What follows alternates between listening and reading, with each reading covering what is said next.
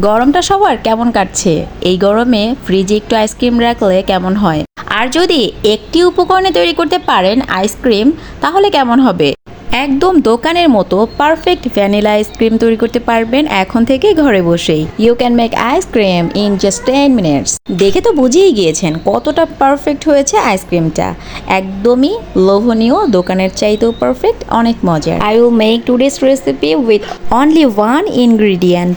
এখানে আমি 1 কাপ পরিমাণ হুইপ ক্রিম নিয়েছি। ভিভো হুইপ ক্রিমটা ব্যবহার করবেন, এটাতে চিনিটা অ্যাড করে থাকে আর মিষ্টি থাকার কারণে এক্সট্রা করে আর চিনি অ্যাড করতে হয় না। কেকের জন্য ক্রিম বানালেও কিন্তু এটা অনেক ভালো, ভিভো ক্রিমটা।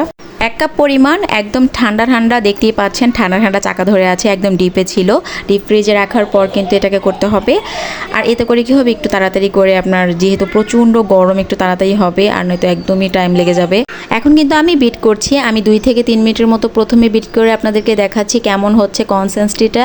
বাসায় আমি কনডেন্সড মিল্কটা তৈরি করেছিলাম, আর যার কারণে আমার একটি উপকরণই লেগেছে। তবে আপনারা যদি বাসায় তৈরি না করেন সেক্ষেত্রে তো কিনে আনতেই হবে। আমি বাসায় কিভাবে হোমমেড কনডেন্সড মিল্কটা তৈরি করেছি, শুধুমাত্র দুধ আর চিনি অ্যাড করবেন, দেওয়ার পরে যখন জাল হয়ে আসবে তারপর দিয়ে দিতে হবে বেকিং সোডাটা দেওয়ার পরে মানে 1/2 চামচ পরিমাণ। ঘন করে জাল করার পরে কিন্তু কনডেন্সড মিল্ক তৈরি হয়ে যাবে। তারপর ঠান্ডা হওয়ার পরে ফ্রিজে রেখে দিবেন। আমার কনডেন্সড মিল্কটা একটু চিনিটা বেশি পড়ে যাওয়ার কারণে কালারটা এতটা ডার্ক হয়ে গিয়েছে। এই তো এখন কিন্তু আমি 3 থেকে 5 মিনিটের মতো বিট করে নিয়েছি, আর তারপর এখন দিয়ে দিচ্ছি আমি কনডেন্সড মিল্ক। এটা হোমমেড কনডেন্সড মিল্ক, যার কারণে এটা ডার্ক হয়ে গিয়েছে।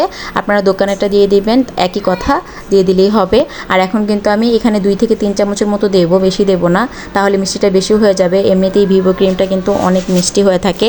তো এখন কিন্তু আমি না দিলেও পারতাম, তো দিলাম, কালারটা আরেকটু ভালো আসবে, আইসক্রিমের কালারটা দেখতে খুব ভালো লাগবে, তো এই জন্য অ্যাড করলাম। আর তারপর কিন্তু আমি এখন আবার বিট করব, ঘড়ি ধরে 3 থেকে 4 মিনিটের মতো বিট করব। বেশি বিট করা লাগবে না, উপর থেকে যখন ক্রিমি ক্রিমি ভাবটা চলে আসবে তখনই বুঝতে পারবেন আপনার আইসক্রিমের জন্য ক্রিমটা একদম পারফেক্টলি হয়ে গিয়েছে।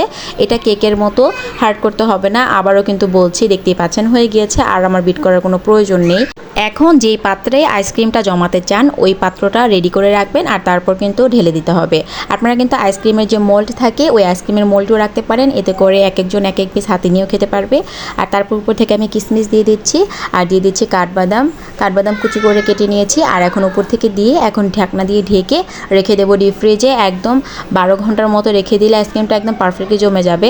মানে আগের দিন বিকেলে বানালে বা সন্ধ্যার দিক দিয়ে বানালে আপনি পরের দিন অনায়াসে 10টা 11টার দিক দিয়ে কিন্তু আইসক্রিমটা খেতে পারবেন। আর দেখুন আমি আপনাদেরকে মোল্ড আউট করে দেখাচ্ছি আইসক্রিমটা কতটা পারফেক্ট হয়েছে। এত গরম তো আসলে বাচ্চারা ঠিকমতো ঘুমায়ও না, এই জন্য ভয়েস দিচ্ছিলাম মতো, আমার ছেলেটা একটু পর এসে শব্দ করছিল। যাই হোক, আইসক্রিমটা কিন্তু খুব ভালো হয়েছে, খেতে অনেক মজা হয়েছে, আমার বাচ্চাও অনেক পছন্দ করেছে। আমার মেয়ের বয়স 5 বছর প্লাস, তো আমার মেয়ে কিন্তু আইসক্রিম এখন খেতে পারে। একদম ছোট বাচ্চাকে এই গরমে আইসক্রিমটা দিবেন না, একটু বড় বাচ্চাকে দিবেন। আমার ছেলের বয়স মাত্র 20 মাস, তো ওকে আমি কিন্তু আইসক্রিম ছুঁতেও দিই না। ইনশাল্লাহ আবার দেখা হবে নতুন কোনো রেসিপি নিয়ে। আল্লাহ হাফিজ, আসসালামু আলাইকুম।